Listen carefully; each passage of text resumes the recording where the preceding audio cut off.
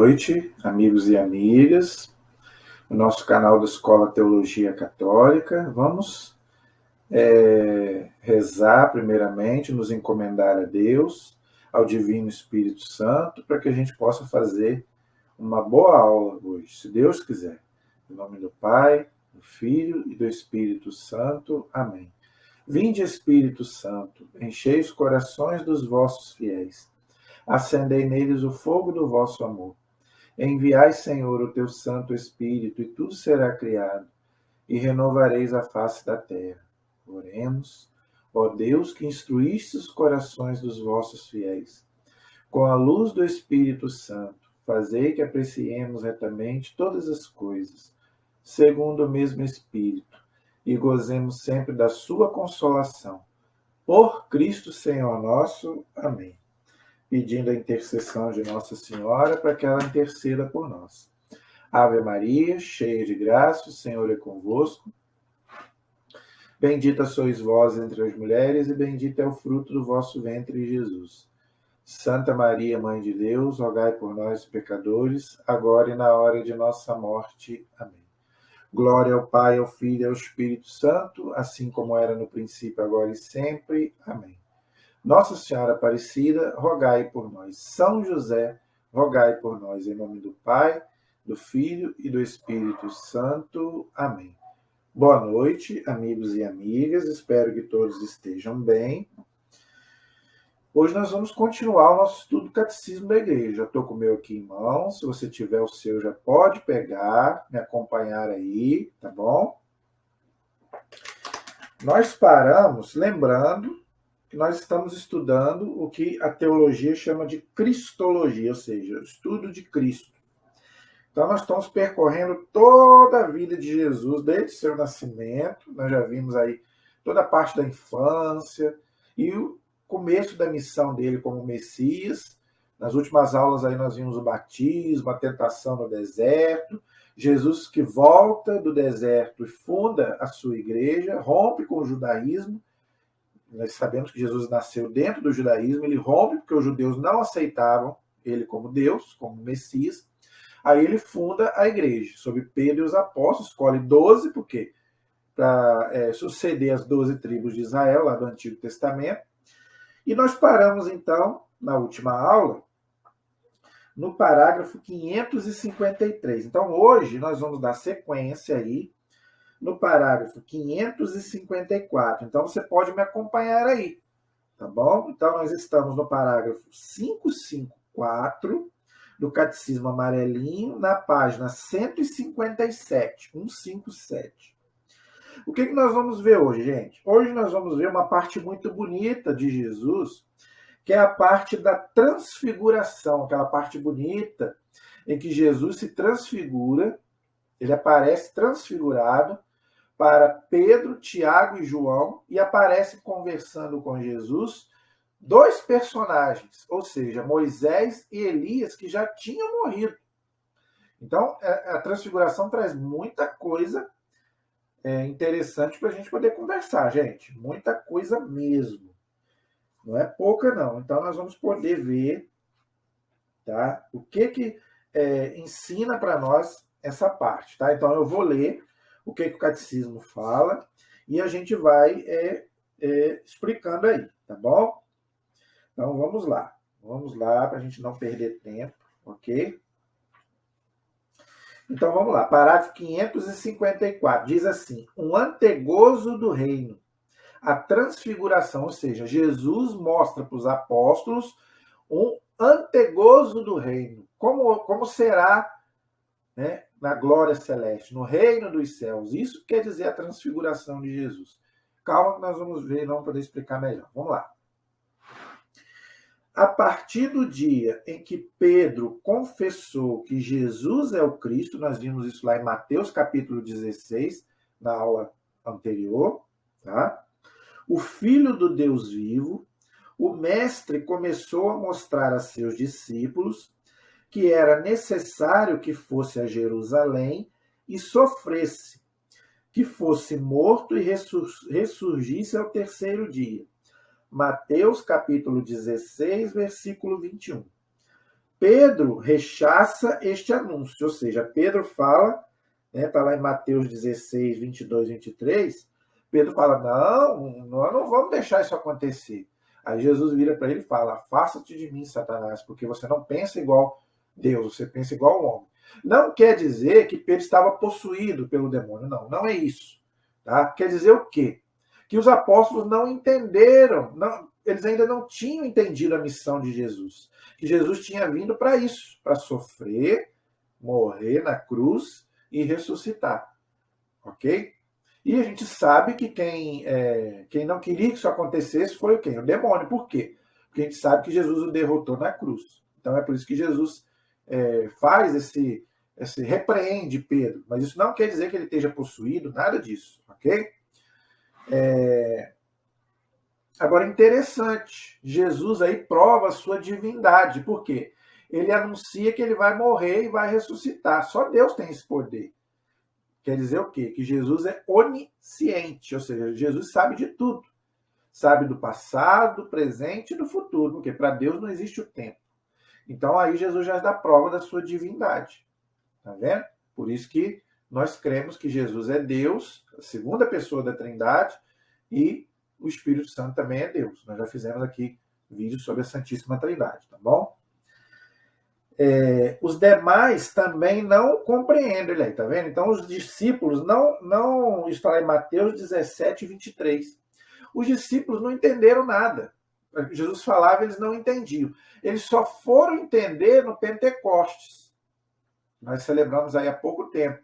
Porque aí eles receberam o Espírito Santo. Jesus falou, eu vou, mas vou mandar o Espírito Santo, ou seja, terceira pessoa da Trindade, e aí vocês vão ser minhas testemunhas aqui em Jerusalém, no mundo todo. Aí daí para lá os apóstolos entenderam a missão. Ok? Então isso quer dizer o quê? Que a gente só consegue fazer as coisas de Deus se a gente tiver o Espírito Santo, gente. E como que a gente tem o Espírito Santo? Primeiro, no batismo, por isso a importância do batismo, na crisma, já falei, vou repetir, a crisma não é facultativo, o católico tem que crismar. Se você ainda não é crismado, vá procurar. A crisma não é obrigatória, é um sacramento. Tá? Então, se você ainda não é crismado, você pode ter 50, 60, 70 anos. Não foi crismado, seja crismado. Por quê? Ali o Espírito Santo vai aflorar em você. Entenderam? Então, procure, agora, claro, procure saber se você pode ser crismado. Nem todos podem ser crismados, né, gente? Tem que estar vivendo de acordo com a fé católica, tá? Então, você procura saber se você pode ser crismado. Se você puder, porque aí você vai receber os dons do Espírito Santo, você vai receber, né, os carismas para poder ser um soldado de Cristo, tá? Dar testemunho de Cristo no mundo, como os apóstolos em Pentecostes, tá? Então é importante, gente, a gente estar sempre em sintonia com o Espírito Santo. Então tudo que você for fazer, né, peça ao Espírito Santo, principalmente se você for trabalhar nas coisas de Deus, igual eu estou fazendo aqui. Por que eu rezo? Por que eu rezo todo dia que é a oração do Espírito Santo? Porque isso que eu estou fazendo aqui, gente, não sou eu que estou fazendo, não, porque eu não consigo. Tá? Eu sozinho não consigo. Então eu peço ao Espírito Santo que me ajude. Então, gente, para as coisas de Deus e tudo na nossa vida, a gente tem que colocar Deus na frente. Tá? Então, a gente deve fazer como os apóstolos fizeram. Tá? Estar sempre em sintonia com o Espírito Santo, que é Deus, terceira pessoa da Santíssima Trindade, ok? É neste contexto que se situa o episódio misterioso, tá vendo? Tudo na vida de Jesus é misterioso, gente. Da transfiguração de Jesus, que está lá no Evangelho de São Mateus, capítulo 17, e Lucas, capítulo 9, tá bom? E também Marcos, capítulo 8, ok? Então, os 3 evangelistas falaram da transfiguração. Dos 4, 3 falaram. Mateus, Marcos e Lucas. Por que São João não falou? Porque São João ele não quis falar das coisas que os outros já tinham falado. Então, você pode ver que o Evangelho de São João é bem diferente dos outros. Porque ele, como era mais chegado a Jesus, então São João ele quis pegar outras coisas que os outros 3 ainda não tinham falado. Lembrando que São João escreveu o último evangelho. Os outros foram escritos no ano 50, 60, 70. São João escreveu no ano 95, 100. Então, bem depois. Então, ele fez, né, uma pesquisa bem mais demorada, tá bom? Por isso que ele não falou da transfiguração como os outros, mas os outros 3 falaram. Ok? Sobre um monte elevado. Que monte é esse, gente? É o Monte Tabor. Existe até hoje lá na Terra Santa. Se você puder ir algum dia a Jerusalém, você vai lá, um monte muito alto, chamado Monte Tabor, onde Jesus se transfigurou. Tem até hoje lá. Hoje construíram até uma igreja lá, tá bom? Este monte elevado diante de 3 testemunhas escolhidas por ele. Então, Jesus escolheu. Quem que ele escolheu, gente? Pedro, Tiago e João. Está lá no Evangelho. Pedro, porque era o Papa, né? O primeiro Papa da igreja. Tiago e João, tá? Porque eram mais chegados a Jesus. Tá? Lembrando que Jesus tinha aqueles apóstolos que ele era mais chegado, vamos dizer assim. João era o discípulo amado. E também Tiago, seu irmão. Tá? Então, esse Jesus tinha mais afinidade. Não que ele não tivesse com os outros, tinha. Mas tem sempre aqueles que a gente tem um pouquinho mais afinidade. Em tudo na vida é assim, né? No colégio, tem 40 pessoas. Tem aquele que você tem mais afinidade, o colega que você tem mais afinidade. Na própria igreja, não é? Num grupo de oração, ali tem várias pessoas, mas tem um que você é mais chegado. Na família, você tem 15, 20 primos, mas tem aquele que você é mais chegado. Tá? Todo mundo sabe disso, né? Um irmão, você tem 10, 2, 3, 4, 5 irmãos, mas é aquele que você tem mais afinidade, é mais chegado que os outros. Não que você não goste dos outros, você gosta de todos, mas tem aqueles que você tem uma afinidade maior, que você tem liberdade para chegar e contar um problema que você tem, não é assim? É assim, você não conta para todo mundo, até da sua família mesmo. Tem aqueles que você é mais íntimo, mais chegado, isso é normal. E Jesus também. Então, Jesus tinha os seus amigos mais chegados. Então, ele escolheu Pedro, Tiago e João. E não foi só isso, não foi só aqui, não. Quando ele foi ressuscitar aquela filha de Jairo, ele levou os mesmos apóstolos. Quando ele estava lá no Monte das Oliveiras, lá, suando sangue, né, ele chamou os 3 apóstolos também. Entendeu? Então, ele sempre tinha uma intimidade maior com Pedro, Tiago e João. Okay? E na transfiguração também. Okay? O rosto e as vestes de Jesus tornaram-se fulgurantes de luz, ou seja, brancos, né? Uma luz, né, apareceu e a veste dele ficou branca, ok? Branco, gente, é o símbolo da paz, nós sabemos disso, né? Então, é o símbolo da paz. Moisés e Elias aparecem, olha aí, interessante. Falavam de sua... O que eles falavam? Então, qual era a conversa de Jesus ali com Moisés e com Elias que os apóstolos tiveram aquela visão? Foi uma visão, né, gente? Tá? Eles falavam, tá? Moisés e Elias, no caso, falavam o que com Jesus? Falavam da partida de Jesus que iria se consumar em Jerusalém. Lucas 9:31. Uma nuvem os cobre, lembrando que a nuvem é símbolo da manifestação de Deus e do Espírito Santo, tá? Os cobre uma voz do céu que diz: Este é o meu filho amado, o eleito, ouvi-o. Lucas 9:35. Então, gente, isso aí, a nuvem e a sombra ali significa o Espírito Santo, e aquela voz ali é a voz de Deus. Então, ali é uma manifestação da Santíssima Trindade. Então, gente, o que a transfiguração quer ensinar? Que Jesus iria passar pela morte e ressurreição, aquilo que ele já tinha falado que ia acontecer. Agora aparecem Moisés e Elias conversando com Jesus. Por quê? Porque Moisés representa a lei do Antigo Testamento e Elias os profetas, porque Elias foi o maior profeta do Antigo Testamento, o maior de todos. Então Moisés representava a lei e Elias os profetas. O maior dos profetas, tá? Os 2 maiores profetas, né? Moisés e Elias, tá bom? Então, esse é o parágrafo 554.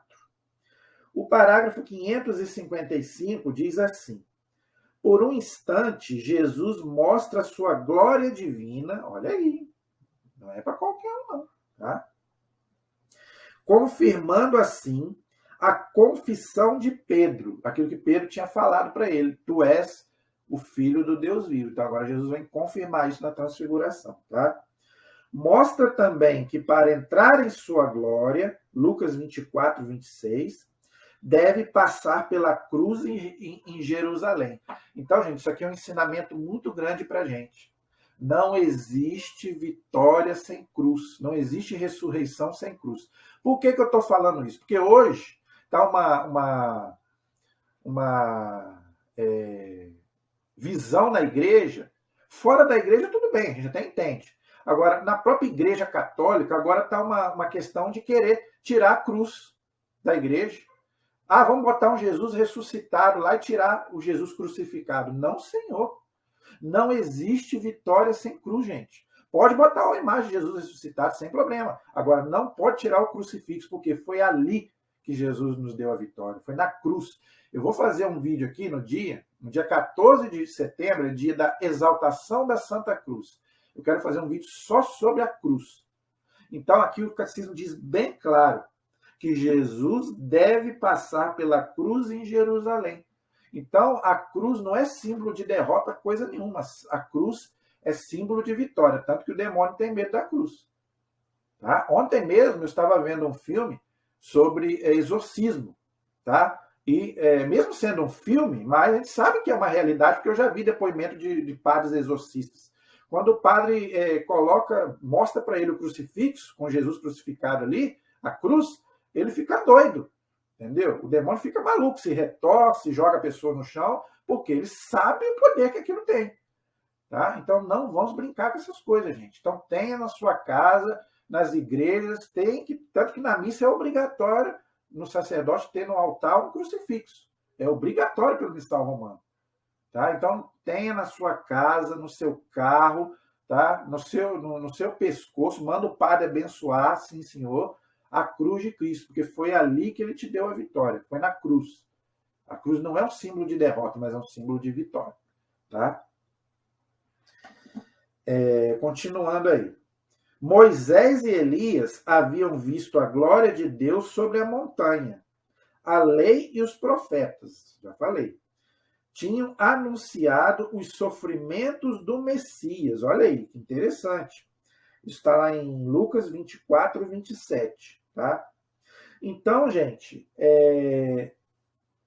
qual é essa montanha que o catecismo está dizendo aí que Moisés e Elias haviam visto a glória de Deus? É o Monte Sinai, é o Monte Horebe. Então, se você lê o livro do Êxodo, que fala, né, daquele encontro de Moisés com Deus, se você lê o primeiro livro de Reis, capítulo 17, você vai ver também esse encontro de Deus com Moisés e com Elias. Por isso que fala aqui, que na montanha eles encontraram Deus, lá no Monte Sinai, no Monte Horebe, lá em Jerusalém, tá bom? A paixão de Jesus é, sem dúvida, a vontade do Pai, por isso que ele fala lá no Evangelho de Lucas. O Filho age como servo de Deus. Isso diz o profeta Isaías, capítulo 42, versículo 1. Gente, esses textos bíblicos que eu vou colocando aqui, você vai anotando aí para você ler depois. Que aqui eu não tenho condição de ler para poder a gente ganhar tempo, tá?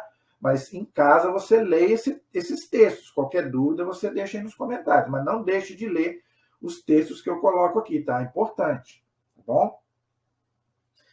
Então a paixão de Jesus é a vontade do Pai e o Filho age como servo de Deus, o servo de Javé. Tá? A nuvem indica a presença do Espírito Santo. Então o Espírito Santo é representado pela nuvem. Já falei que o Espírito Santo tem vários símbolos. A nuvem, a sombra, tá? A pomba, o dedo, né? O fogo, tudo é símbolo do Espírito Santo, mas nada disso é o Espírito Santo. Okay? Já expliquei sobre isso. Ok? A nuvem indica a presença do Espírito Santo. A Trindade inteira apareceu. O Pai na voz, o Filho no homem e o Espírito na nuvem clara. Tá? Então tá bem claro aí. Tá? Você pode ler, então, depois o texto aí que eu citei de Lucas e de Mateus. Ok?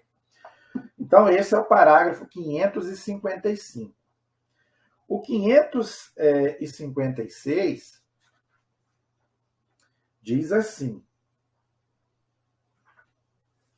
no limiar da sua vida pública, ok? Ah, não, perdão, tem um pedaço aqui que eu pulei, desculpa, gente. Então, vós vos transfigurastes na montanha portanto, eram capazes os vossos discípulos de contemplarem a vossa glória. Cristo Deus, para que, quando vos vissem crucificado, compreendessem que vossa paixão era voluntária, ou seja, Jesus se entregou. Então, ninguém matou Jesus. Quando te perguntarem quem matou Jesus, foi os judeus? Foi os romanos? Ninguém. Jesus deu a sua vida. Ele fala isso no Evangelho de São João. Ninguém tira a minha vida, eu a dou. Claro que aqueles judeus, né, aqueles romanos da época ali, eles, vamos dizer assim, ajudaram, vamos dizer. Mas se Jesus quisesse ali, como ele fala, né? Se eu quiser, eu mando aqui um monte de anjos aqui e me tiram daqui. Mas ele tinha que passar por aquilo. Então ninguém o matou. Aliás, a igreja ensina que quem matou Jesus fomos nós. Cada vez que a gente peca, a gente mata Jesus de novo. Porque Jesus passou tudo aquilo por nossa culpa. Tá? Então ninguém matou assim, não podemos culpar. Por que eu estou falando isso? Porque, né, antigamente, né, não, os judeus são amaldiçoados porque mataram Jesus. Não foram judeus. Aqueles judeus ali ajudaram, mas não foi só os judeus, os romanos e todos os pecadores. Né? Quem matou Jesus foram os pecadores, inclusive nós, né? Nós cristãos. Né? Por quê? Porque cada vez que a gente comete um pecado, a gente mata Jesus novamente. Tá? Então, todos nós pecadores. Então, é importante a gente entender isso. Então, a paixão de Jesus ela é voluntária. Ele se entregou, ok? E anunciasse ao mundo que vós sois verdadeiramente a irradiação do Pai. Então, Jesus é a irradiação, quer dizer, a luz. Ele fala, né? Eu sou a luz do mundo. Quem me segue não andará nas trevas, mas terá a luz da vida. São João, capítulo 12, versículo 1. Então, gente, Jesus é a luz do Pai. Ok? E isso aconteceu, isso se manifestou aonde? Na transfiguração. E os discípulos viram isso. Né? Então, por isso que fala aqui que é um antegozo, né, do céu, vamos dizer assim. Porque, né, o céu é Deus. O que é o céu? O céu não é um lugar, o céu é um estado de vida. Se Deus quiser, nós vamos estudar sobre isso em escatologia no final do ano. Se Deus quiser. Tá? Então, o céu é Deus. Tá? Onde está Deus, está o céu. O que é o inferno? É a ausência de Deus. Tá? Isso nós vamos poder explicar melhor. Tá? Então, esse é o parágrafo 555. O 556 diz assim: no limiar da sua vida pública, o batismo. Perdão, no limiar da sua vida pública, o batismo. No limiar da Páscoa, a transfiguração. Então, é muito importante, tanto o batismo quanto a transfiguração. Tanto que a Santíssima Trindade se manifestou nos dois. Tanto no batismo quanto na transfiguração. Olha a importância desses dois eventos. Né? Pelo batismo, Jesus foi manifestado o mistério da primeira regeneração, o nosso batismo. Já falei muito sobre batismo aqui, não vou voltar, tá? A transfiguração, que é o nosso assunto de hoje, é o sacramento da segunda regeneração, a nossa própria ressurreição. Olha que bonito. Isso quem falou foi São Tomás de Aquino, um dos maiores teólogos da igreja, tá? Então, por quê? Porque ali Jesus se mostrou a sua glória, tá? Como eu já expliquei aqui, tá? Então, por isso que ele fala que é uma segunda regeneração, a ponto que a Santíssima Trindade se manifestou pela segunda vez. A primeira no batismo e a segunda na transfiguração, tá? Desde já participamos da ressurreição do Senhor pelo Espírito Santo, tá vendo? Que age nos sacramentos do corpo de Cristo. O que é o sacramento do corpo de Cristo, gente? É a igreja. O que é o corpo de Cristo? É a igreja. Então, nós somos membros do corpo de Cristo. Então, por isso, gente, que os sacramentos são importantes. Sem os sacramentos, a gente não tem o Espírito Santo. Então, os 7 sacramentos são importantíssimos. O católico não pode ficar sem os 7 sacramentos. Tá, gente? Pelo amor de Deus, se você é católico, procure viver dentro dos 7 sacramentos. E a igreja é tão maravilhosa que ela pega os sacramentos desde a nossa infância até a morte. Quando você nasce, você recebe o batismo. Quando você é adolescente, você recebe o crisma. Aí você recebe, na sua fase adulta, você recebe a confissão, a Eucaristia, aí você pode escolher ou a ordem ou o matrimônio. e na hora que você estiver à beira da morte, você pode receber a unção dos enfermos. Então, os 7 sacramentos você pode receber durante toda a sua vida. Se você puder, claro. Nem todos podem receber os sacramentos. Tá? Mas se você pode, e você está perdendo essa oportunidade, é ali que você recebe o Espírito Santo, gente. Todos os 7 sacramentos eu já expliquei aqui e vou repetir. É Jesus que opera, é Deus. Você pode não ter fé nenhuma. O sacramento não depende da sua fé. Já expliquei isso aqui, vou explicar de novo. Tá? Você não precisa ter fé para receber o batismo, você não precisa ter fé para receber a Eucaristia. Se você entrar na fila da comunhão, mesmo que você não possa receber Jesus, você recebe Jesus. Por quê? Não depende da sua fé e nem da fé do padre. Por quê? Ali é Cristo que opera. Porque Jesus falou, isto é o meu corpo. Então ali é Jesus que opera diretamente no sacramento. Agora, os frutos, aí depende de você. Tá? Você só vai receber os frutos do sacramento, aí sim. Então, gente, a importância da igreja que Jesus fundou, porque é ali que você recebe os sacramentos. Ok?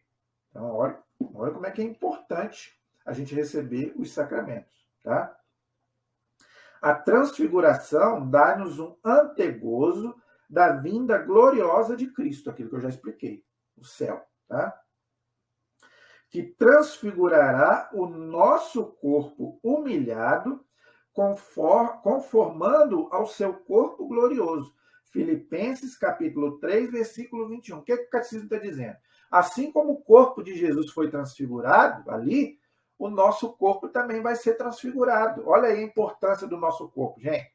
Por isso, gente, que a gente não pode fazer qualquer coisa com o nosso corpo, não. Pelo amor de Deus. Hoje eu estou impressionado com como que a gente está destruindo o nosso corpo. Gente, eu confesso que eu gosto de futebol, mas tem uma coisa que me incomoda muito. Tá? O jogador de futebol, quando sai do campo, ele tira a camisa, ele está todo tatuado dos pés à cabeça. Não tem um jogador que não tenha tatuagem. Gente, pelo amor de Deus, você está estragando o seu corpo, gente. Nosso corpo é templo do Espírito Santo, pelo amor de Deus. Eu sei que pode ter alguém aqui que está me assistindo que faz tatuagem, mas às vezes faz por ignorância. Tá? É diferente. A Bíblia é bem clara. Deus não leva em conta o tempo da ignorância. Agora, se você é católico, gente, pelo amor de Deus, agora se você sabe disso, tá? Você vai marcar o seu corpo para quê? Tem gente que é tão coisa, não vou nem falar uma palavra aqui, porque para não ofender ninguém. Tá? Que faz uma tatuagem da namorada, depois termina, e aí? Depois quer tirar e não pode. É um processo doloroso, tá? Que marca o seu corpo. O seu corpo. Você sabia que você não pode colocar um adesivo numa Ferrari? Você sabia disso? Eu não sabia, fiquei sabendo há pouco tempo. Você não pode pregar um adesivo numa Ferrari, no carro, na Ferrari. Quem fabrica ela está no manual que fabrica a Ferrari. Não pode. Então, quer dizer, você não pode colar nada no carro, que é uma coisa que insignificante, que bateu, né? Se bater, né? É uma matéria. Agora, no seu corpo, que é templo do Espírito Santo, que vai ser ressuscitado um dia, nós vamos ressuscitar. O nosso corpo vai... mas foi para a terra e acabou. Mas Jesus vai refazer o mesmo corpo, glorificado, mas é o mesmo corpo. Tá? Então, gente, cuidado com o que você faz com o seu corpo. A palavra de Deus é bem clara na carta aos Coríntios. Se você destruir o seu corpo, Deus vai te destruir. Isso, claro que isso é simbólico. Deus não destrói nada da sua obra. Quer dizer o quê? Se você destruir o seu corpo, depois, quando você ressuscitar, você sabe para onde você vai. Né? Você não vai para o céu. Por quê? Porque você acabou com o templo do Espírito Santo, que é você, que é o seu corpo. Tá? Claro que a nossa alma é a mais importante, porque ela é imortal. Mas não é por causa disso também que você vai desdeixar também, vai fazer o que você quiser com o corpo. Não. Então, assim como o corpo de Jesus se transfigurou, o nosso corpo também vai se transfigurar. Então, você tem que tratar ele muito bem. Tá bom? Mas ela nos lembra, a transfiguração nos lembra também que é preciso passarmos por muitas tribulações para entrarmos no reino de Deus. Atos capítulo 14, versículo 22. Então, isso aqui, né, é muito claro, né? Jesus já disse, no mundo vocês vão ter tribulação. Então, foi o que eu falei. Para você alcançar o céu, você vai ter que passar pela cruz. a começar nesta vida, gente. Então, isso aqui é importante para aquelas pessoas que acham que seguir Jesus é fácil e que seguir Jesus é uma maravilha, que você não vai sentir nada, você não vai ter problema nenhum. Quem te disse isso? Onde está escrito isso? Que você vai seguir Jesus, que você não vai sofrer nada? Aqui. Você vai passar por tribulação. Vai passar. Não pense você que você vai estar trabalhando para Deus igual eu estou trabalhando aqui, que eu não vou passar por tribulações, e passe muitas. É como diz o povo, é matar um leão por dia. Não é? Então, gente, não caia nessa, tá? Não caia nessa, tá? Que seguir Jesus você não vai sofrer. Pare de sofrer. Tem seita que fala isso, né? Vem para minha seita que você não vai sofrer. Corra. Corra desses lugares que está te enganando. Isso aí você sabe quem está por trás disso daí. Jesus não prometeu isso para ninguém. Entrai pela porta estreita. Se você conhecer alguém que não sofre, você me fala. Tá? Dá o testemunho aí. Tá? Não estou falando de milagre, pessoas que passaram e venceram. Não estou falando isso. Pessoa que não sofre. Se você conhecer alguém que nunca sofreu, que não sofre, inclusive cristãos. Eu não estou falando de pessoa do mundão, não. Cristão. Se você é cristão e você nunca sofreu ou não sofre, dá o testemunho aí. Fala assim, não, eu nunca sofri e não sofro. Quero ver se você tem coragem de dizer isso. Mas tem que falar a verdade. Tá? Eu tenho certeza que ninguém tem essa coragem. É o que Jesus falou. Você vai passar. No mundo tereis tribulações. Força. Eu venci o mundo. Com Jesus você vence. Mas que você vai passar, você vai. Tá? Então, Pedro ainda não tinha compreendido isso ao desejar viver com Cristo sob a montanha. Nós já falamos, né? Ele reservou-se isto, ou seja, Pedro, para depois da morte.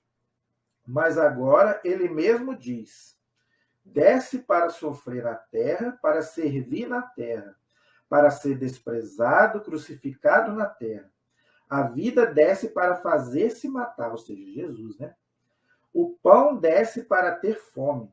O caminho desce para cansar-se da caminhada. A fonte, né, da vida, que é Jesus, desce para ter sede. E tu recusas a sofrer? Olha que bonita reflexão. Tá? Tinha que ser Santo Agostinho. Isso é uma reflexão de Santo Agostinho. Você pode ver que eu falei aqui de São Tomás de Aquino, agora eu falei de Santo Agostinho. Esses homens, né, esses teólogos da igreja que, né, é uma enciclopédia, como diz assim, né, de teologia. Né, dos dois maiores teólogos da igreja, junto com São Jerônimo. Né, Santo Agostinho, São Tomás de Aquino e São Jerônimo. Né, São Tomás de Aquino escreveu a Suma Teológica, que é um livro que acho que é maior do que esse guarda-roupa meu aqui. Entendeu? O que ele escreveu de teologia. Então, é uma enciclopédia. Santo Agostinho é a mesma coisa. São Jerônimo é a mesma coisa. Tá? Então, você viu o que ele falou? Não é? A reflexão que ele fez, que Jesus passou por todo esse sofrimento, desceu da montanha para passar por todo esse sofrimento, e no final ele pergunta: e tu recusas a sofrer? Se Jesus, que não tinha pecado, é isso que eu fico na minha cabeça, como é que as pessoas podem ser enganadas, gente? Se Jesus, que não tinha pecado, sofreu barbaridade, veja o filme Paixão de Cristo, você vai entender o que eu estou falando. Se Jesus sofreu tudo que ele sofreu e não tinha pecado, você e eu não vai sofrer? Se o sofrimento é consequência do pecado? A menos que você não tenha pecado. Por isso que eu falei aqui. Se você tem coragem de dizer que você não sofre, é porque você não tem pecado. Porque a Bíblia é bem clara. Tá? O salário do pecado é a morte. E antes vem o sofrimento. Né? Então, meu amigo, se você é um pecador como eu, não adianta que uma hora, tem um salmo que fala isso, uma hora você vai procurar o médico. Por quê? Por causa do, infelizmente, todos nós somos pecadores, gente. Infelizmente. Tá? E se Jesus passou, a gente não vai passar? Vê a vida dos santos, vê a vida dos apóstolos. Tá? Todos, como é que eles morreram? Tá? Vê a vida de todos os santos, se foi fácil. Todos eles. Pega a biografia deles. Né? Eu gosto muito da vida dos santos, eu estou lendo. Né? Eu tenho muitos livros aqui da biografia dos santos, dos primeiros séculos, e também alguns do nosso século. Tá? Vai ver se a vida deles foi um mar de rosa. Né? Pega aí. Pega o São Francisco de Assis da vida, né? Uma Santa Rita de Cássia da vida, né? Um São Padre Pio, né? Que recebia na mão, nas duas mãos, as chagas de Cristo. Né? Santa Rita recebeu um estigma na testa, né? Todo mundo sabe disso. São Francisco de Assis também recebia as chagas de Cristo, né? Na mão, no pé. Vê se a vida deles foi fácil. Né, meu amigo? Veja, gente, então, a transfiguração de Jesus, para encerrar, eu quero falar duas coisinhas aqui sobre a transfiguração de Jesus. Tá? Eu já expliquei a questão de Moisés e Elias que apareceram conversando com Jesus sobre a morte e a ressurreição que Jesus ia passar. Não falei isso? Falei que ele escolheu Pedro, Tiago e João porque eram aqueles amigos mais íntimos, ok? E Pedro, Tiago e João representavam ali a igreja do Novo Testamento. Moisés e Elias representavam a igreja do Antigo Testamento, ou seja, Israel, o maior dos profetas e a lei de Moisés. Não é? Agora, veja, duas coisinhas que eu quero explicar aqui sobre a transfiguração de Jesus. Primeiro, o pessoal fala que João Batista é a reencarnação de Elias. Essa passagem mostra que não. Por quê? Se João Batista fosse a reencarnação de Elias, quem apareceria aqui na transfiguração seria João Batista, e não Elias. E aqui diz bem claro que aparecem conversando com Jesus Moisés e Elias. Entendeu? Se Moisés e Elias é que apareceram, então João Batista não é a reencarnação de Elias. Por quê? A reencarnação tinha que aparecer João Batista, e não Elias. Então, aqui prova que João Batista não era a reencarnação de Elias. Tá? Então, para nós católicos, não existe reencarnação. A Bíblia não fala de reencarnação. E essa passagem aqui prova, uma delas, prova que não existe para nós. Tá? Quem acredita, tudo bem, nós respeitamos. Mas nós, cristãos católicos, não cremos em reencarnação e nem que João Batista é a reencarnação de Elias. Ok? Outra coisa, como é que Moisés e Elias aparecem conversando com Jesus se eles já tinham morrido? Tá?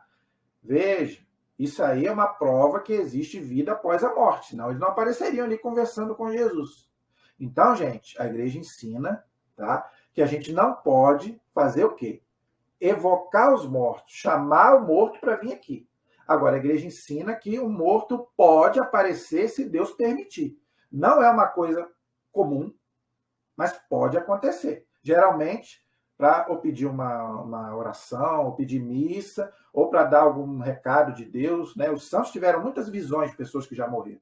Então, isso pode acontecer. A igreja ensina. Aqui está a prova. Moisés e Elias apareceram e já tinham morrido. Agora, veja, eles não estavam no céu. Isso é outra coisa. Tá? Moisés e Elias não estavam no céu. O céu estava fechado. Eles estavam na mansão dos mortos, onde iam todos aqueles que morriam. Isso prova o que também? Que Elias não foi arrebatado, como dizem também alguns irmãos. Tá?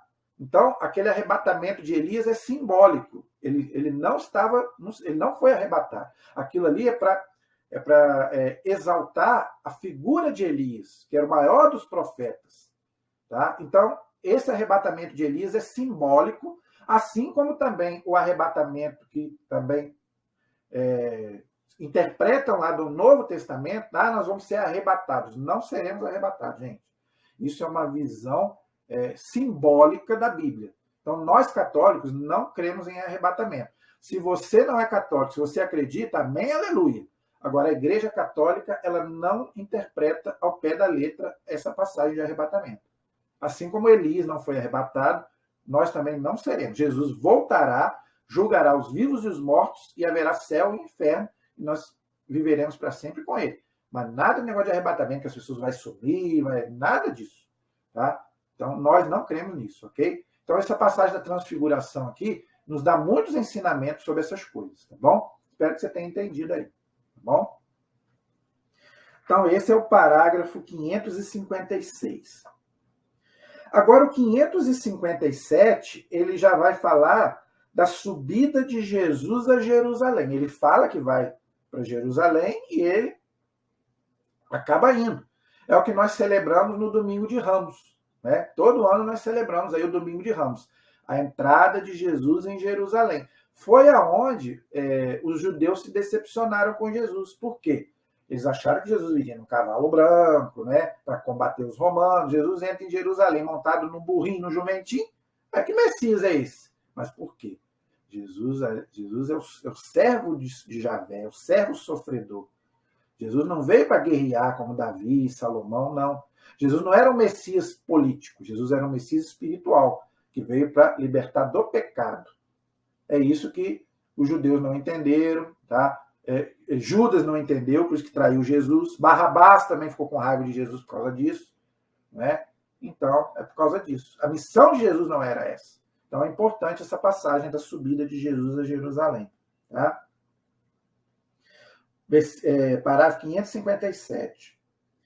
Ora, quando se completaram os dias de sua elevação, Jesus tomou resolutamente o caminho de Jerusalém. Lucas 9:51. Então, você pode ler lá depois. Com esta decisão, indicava que subia a Jerusalém pronto para morrer. Ele já sabia disso, como nós já falamos. Jesus é onisciente. Por 3 vezes tinha anunciado a sua paixão e a sua ressurreição. Interessante. Está lá em Marcos 8, 31 a 33, Marcos 9, 31 a 32, Marcos 10, 32 a 34. Então, Jesus falou várias vezes isso, né? Então, prova que ele já sabia que ia morrer. Tá? Ao dirigir-se para Jerusalém, ele disse: não convém que um profeta pereça fora de Jerusalém. Lucas, capítulo 13, versículo 33. Por isso que Jesus morreu em Jerusalém. Por isso que Jerusalém, hoje, é aquela brigaiada danada. Por quê? As 3 religiões monoteístas brigam por causa de Jerusalém. O cristianismo, que Jesus morreu ali, não é? O judaísmo, tá? E o islamismo. Por isso que é aquela briga até hoje lá. Né? Graças a Deus, hoje os cristãos menos. Né? Os cristãos hoje só se defendem quando, às vezes, querem atacar algum lugar sagrado. Né? Mas na Idade Média tinha muita briga, porque os muçulmanos queriam tomar os lugares sagrados. Né? O Santo Sepulcro, onde Jesus nasceu. E muitas coisas eles até tomaram depois. Tá? Muitas igrejas, né, católicas viraram templos muçulmanos, infelizmente. Isso com muita dor a gente tem que falar. Tá? Muitos lugares, não é só em Jerusalém, não, até fora de Jerusalém mesmo. Tá? Por exemplo, Éfeso, que era uma cidade cristã, né, que os apóstolos evangelizaram, os muçulmanos depois tomaram, onde inclusive São João morou com Nossa Senhora. Né? Infelizmente, tinha muita guerra na Idade Média por causa disso. Eu já fiz um vídeo aqui explicando essa questão das cruzadas. Né? Hoje, graças a Deus, os cristãos estão mais em paz. Agora, os judeus e os muçulmanos lá vivem brigando por causa de Jerusalém. Então, as 3 religiões, né, vamos dizer assim, brigam por causa... E realmente, Jerusalém é a Terra Santa, realmente. Né? É um solo sagrado mesmo. Né? Então, esse é o parágrafo 557. O parágrafo 558 diz assim: Jesus lembra o martírio dos profetas que tinham sido mortos em Jerusalém. Mateus, capítulo 23, versículo 37. Todavia, persiste em convidar Jerusalém a congregar-se em torno dele. Dele quem? Do próprio Jesus.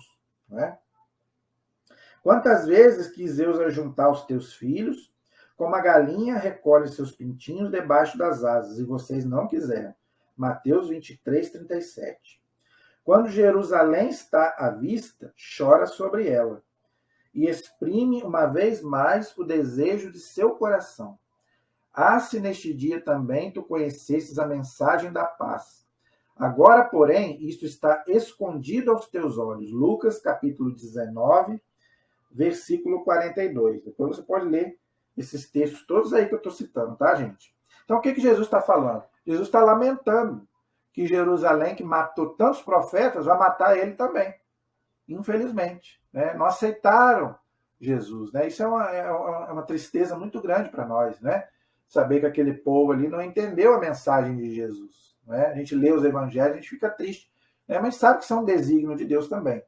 Né? Se também eles tivessem aceitado Jesus também, não teria salvação para os outros povos. Porque Israel é povo escolhido, desde o Antigo Testamento. Então Deus já sabia, Deus é onisciente, mas Deus não obrigou Israel a não aceitar Jesus, porque Deus não tira a nossa liberdade. Deus aproveitou de São Paulo a dureza do coração deles para que a salvação chegasse aos outros povos. Mas Deus não obrigou os judeus a matar Jesus, os romanos, nada disso. Todo mundo, gente, tem liberdade. Jesus ainda falou para Judas, o que você vai fazer, faz logo. Quer dizer, para ver se ele ainda acordava ainda. Judas é com um beijo que você traz o filho do homem, porque os judeus saudavam com um beijo. Então Jesus fala, Judas, você andou comigo 3 anos, Judas, viu tudo que eu fiz, e você me traz por causa de 30 moedinhas, eu podia te dar muito mais. Mas é o coração endurecido. O pecado contra o Espírito Santo. Tá? É você não querer se converter. Aí Deus respeita a liberdade. Por isso que existe um inferno, já falei aqui. O inferno é o abuso da liberdade. Tá? Então, se você não quer, Deus vai te respeitar. Ok? É o livre-arbítrio. A liberdade que todos nós temos. Senão a gente seria um robô. Se a gente não tivesse liberdade, todos nós seríamos um robô. Controlados, né? Igual aqueles carrinhos que a gente brincava antigamente de controle remoto. Deus não nos quer assim. Deus quer que a gente o ame? Sim. Livre. É bom você ser amado na marra? Quem é casado aí? A pior coisa que existe, gente. Você já deve ter passado por isso. Eu acho que todos nós já passamos. Você ser a pessoa ser obrigada a amar o outro. Não, é horrível. Você tem que ser, para amar, você tem que ser livre. O padre pergunta isso no dia do casamento. É de livre, espontânea vontade que você está aqui? Você não está sendo enganado? Você não está aqui obrigado? Quando a gente for estudar sacramentos sobre o casamento, eu quero fazer um vídeo aqui sobre isso aqui também, explicar sobre isso, gente. Você que ainda não casou, pensa bem. Tá? É de livre, espontânea vontade? Você está aqui realmente porque você quer ou que você está sendo obrigado por alguém? Tá? Ou por peso de consciência? Se é verdade isso, o casamento é nulo. A igreja anula o casamento. Por quê? O padre pergunta, é de livre, espontânea vontade? Você não está sendo obrigado a estar aqui? E o amor de Deus é a mesma coisa. Deus quer que você o ame? Sim, mas livre. Deus não quer que você o ame por obrigação. Não. Tá? É um dom do Espírito Santo, o temor de Deus. Mas não é você ter medo de Deus. Ele não quer que você o ame por medo. Não. Eu temo a Deus por quê? Porque Deus é bom, é meu pai, me ama, então eu não vou ofender a Deus. Mas não porque Deus vai me castigar, mas porque Deus, né, é um pai tão bom, então eu não quero magoar o coração de Deus com os meus pecados. Entendeu? É isso aí. Então, esse é o parágrafo 558. Tá? Continuando aí. Tá? A entrada messiânica de Jesus em Jerusalém, ou seja, a entrada do Messias. Então, Jesus vai entrar em Jerusalém. Parágrafo 559. Como vai Jerusalém acolher o seu Messias? Como é que Jerusalém vai acolher Jesus? Embora sempre se tivesse subtraído as tentativas populares de fazê-lo rei, ou seja, Jesus, toda vez que queriam falar que ele era rei, né, ele se esquivava, vamos dizer assim. Não é? Isso está lá em João, capítulo 6, versículo 15. Ok? Jesus escolhe o momento e prepara os detalhes de sua entrada messiânica na cidade de Davi, seu pai. Lucas 1,32. Por que Davi... mas Jesus não é filho de Deus? Mas Jesus não é filho de José? Como é que aqui está falando que o catecismo está falando que Jesus é filho de Davi? Aquele ceguinho também. Jesus, filho de Davi, tenha piedade de mim. Coisa estranha essa. Por quê? Por isso que eu estou falando, vamos entender. Porque Jesus é da descendência de Davi. Tá bom? É por isso. Claro que o pai de Jesus é Deus e seu pai adotivo é São José. Mas ele é da descendência de Davi. Os dois, tanto Davi quanto Jesus, são da tribo de Judá. Ok? Nasceram em Belém. Os dois nasceram em Belém. Os dois morreram em Jerusalém. E Davi é uma figura de Jesus. O rei Davi do Antigo Testamento, tá? Diz lá a própria palavra de Deus que Davi é o rei segundo o coração de Deus. E o verdadeiro rei é Cristo. Por quê? Por que Davi é uma figura de Cristo? Por quê? Porque Davi foi o primeiro rei e único que reinou sobre todo Israel. Todo. Ele reinou primeiro em Hebrom e depois sobre todo Israel. Todas as 12 tribos de Israel. Então é um rei universal. E Jesus é a mesma coisa. Jesus é o rei por excelência. Não só de Israel, mas de todo mundo. Então, Davi é uma figura, uma prefiguração do próprio Jesus. Tá bom? Então, por isso que fala aqui que Davi é pai de Jesus. Por causa dessas coincidências, tá bom? Mas o pai de Jesus adotivo é São José e o único pai dele é Deus, tá bom? É aclamado como filho de Davi, aquele que traz a salvação. Olha aí, tá vendo? Que interessante. Então, Jesus é o Messias que traz a salvação. A palavra Hosana quer dizer salva-nos, dá-nos a salvação. Então, quando a gente canta na igreja, né? Hosana, não tem? Hosana quer dizer salva-nos, Senhor. Então, nós estamos ali pedindo, né, a nossa salvação. Então, toda missa a gente canta, né? Hosana, né? No domingo de Ramos, a gente, né? Hosana, o filho de Davi, ou seja, salva-nos, Senhor. Né? E toda missa a gente reza essa oração. Então, o que quer dizer a palavra Hosana, gente? Salva-nos, ok? Dai-nos a salvação. Ora, o Rei da Glória, como diz lá o Salmo 24, versículo 10, entra em sua cidade, montado em um jumento. Zacarias, capítulo 9, versículo 9. Então, por que Jesus não entrou num cavalo, entrou num jumentinho? Para cumprir a profecia do profeta Zacarias. Zacarias, capítulo 9, versículo 9. Que o rei, o Messias, iria entrar em Jerusalém montado num jumentinho. Jesus cumpre essa profecia. Tá bom? Não conquista a filha de Sião, figura de sua igreja, pela astúcia, nem pela violência, mas pela humildade que dá testemunho da verdade. Que bonito, né? João 18, 37. Então, Jesus, ele entrou em Jerusalém como um rei humilde. Foi o que eu expliquei. Ele não entrou como, né, uma pompa. Aliás, a vida toda de Jesus foi assim, né? Nasceu, né, humilde, viveu humilde, entrou em Jerusalém humilde, morreu humilde, não é? Então, Jesus mostrou o quê? Humildade. Ele era o Filho de Deus. Ele podia, né, ele poderia ter entrado em Jerusalém realmente num cavalo branco, mas ele preferiu entrar num jumentinho, na humildade, não é? Por isso, os súditos de seu reino nesse dia são as crianças. Tá? Então, as crianças, como diz lá Mateus 21, de 15 a 16, o Salmo 8, versículo 3. Então, as crianças que o recepcionam ali em Jerusalém. E os pobres de Deus, que o aclamam como os anjos o anunciaram aos pastores, né? Bendito, né, aquele que vem em nome do Senhor. A aclamação deles, bendito seja o que vem em nome do Senhor, é tirado do Salmo 118, versículo 26. Tá? Então, aquela aclamação bonita que eles fizeram quando Jesus entrou em Jerusalém, é tirado, então, do Salmo 118, versículo 26. É retomada pela igreja na oração chamada Sanctus, da liturgia eucarística, para abrir o memorial da Páscoa do Senhor. Tá? Então, por isso que a igreja reza na liturgia, não é? Bendito aquele que vem em nome do Senhor. Tá? Hosana, bendito aquele que vem em nome... Toda missa a gente reza isso. Por isso que eu falei, gente, que o Scott Hahn, ele que é entendedor de Bíblia, né? Ele se converteu por causa disso. Assistindo a missa, ele viu que tudo aquilo que está na Sagrada Escritura, nós fazemos na missa.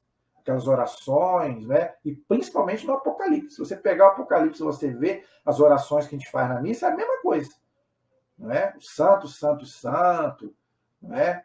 E várias outras orações que a gente faz na missa tem no livro do Apocalipse. E em todos os outros livros da Bíblia. Não é?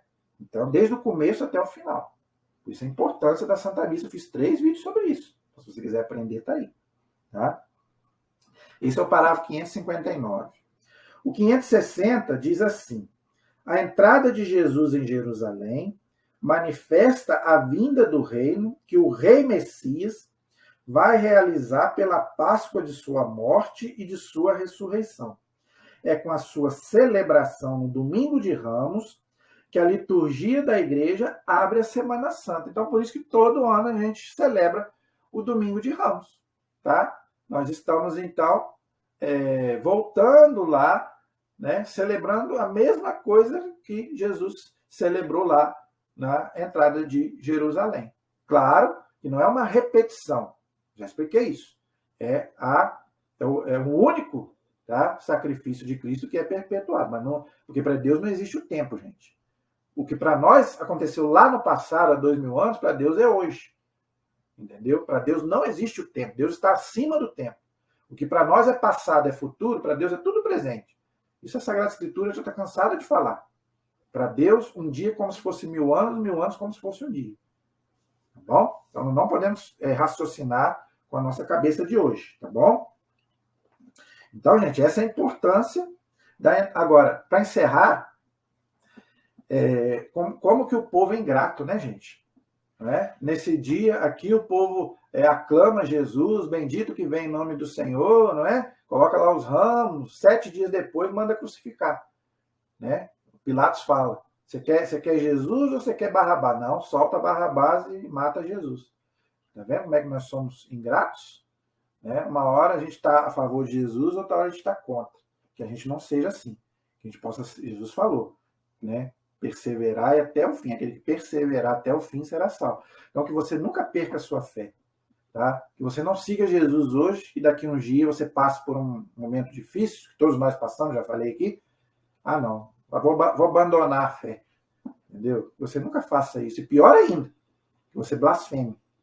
Aqui foi uma blasfêmia, né? Aquelas pessoas que aclamavam Jesus e depois mandaram matá-lo.